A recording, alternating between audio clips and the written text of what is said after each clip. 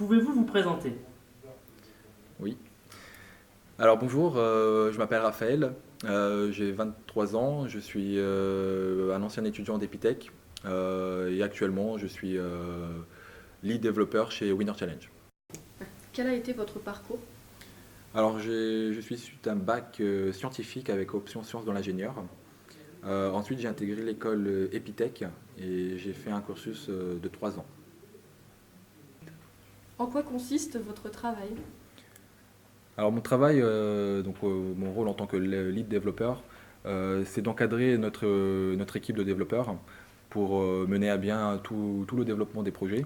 Euh, Ma mission, c'est plutôt de faire des choix technologiques sur quelle techno utiliser pour tel projet. Est-ce que c'est plus adapté ou moins adapté? Pourquoi oui, pourquoi non? Faire des choix techniques comme ça pour justement essayer d'optimiser un maximum le développement du projet. Pouvez-vous nous décrire une journée type? Je me réveille, je fais une petite veille informatique d'une durée une trentaine de minutes environ, pour prendre un peu connaissance des nouveautés qui viennent de sortir sur les technologies, tout ce qui est nouveauté informatique. Et je me mets au travail ensuite.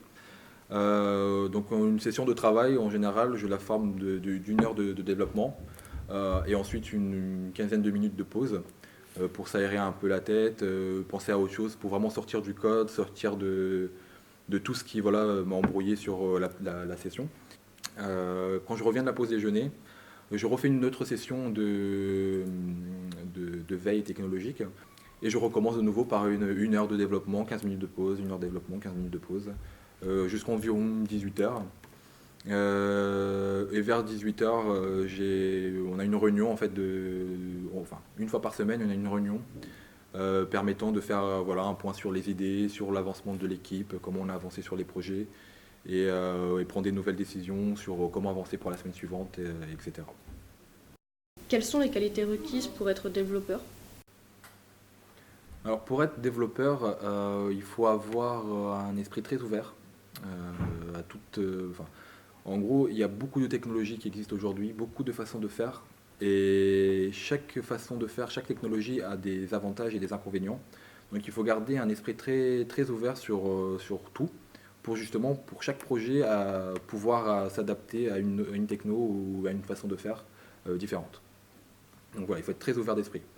Ensuite, il faut avoir une bonne veille informatique aussi pour permettre de savoir ce qui se passe, les mises à jour qu'il y a dans les logiciels, dans les produits, les frameworks, les CMS, tout ce qu'on utilise, et avoir une très bonne rigueur. Alors la rigueur, c'est très très important. Il y a beaucoup de développeurs qui manquent de rigueur, et ça, je le vois tous les jours de mon travail.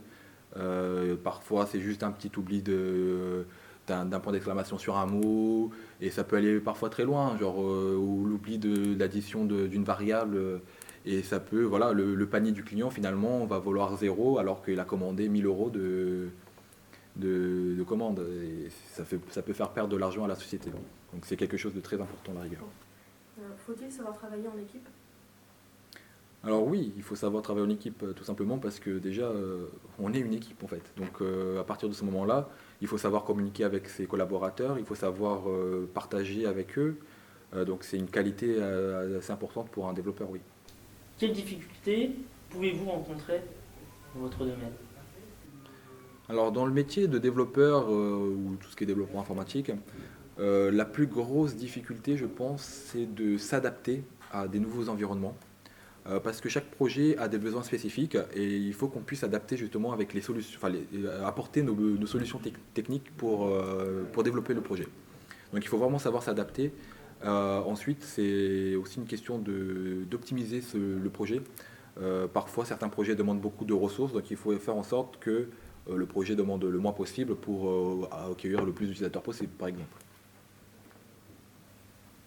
Quelles sont les perspectives d'évolution dans votre domaine, dans votre entreprise? Alors, en tant que développeur, on peut évoluer après dans le rôle de lead développeur, ce que je suis d'ailleurs. Et du coup, après, on peut encore évoluer en tant qu'architecte. L'architecte est la personne qui s'occupe de concevoir, techniquement parlant, les solutions informatiques ou les projets. Et ensuite, on peut carrément devenir CTO, l'équivalent de directeur technique à peu près. Et ça permet en fait voilà, d'encadrer beaucoup plus les projets, les équipes et de vraiment diriger d'un point de vue technique plus pointu ces équipes-là.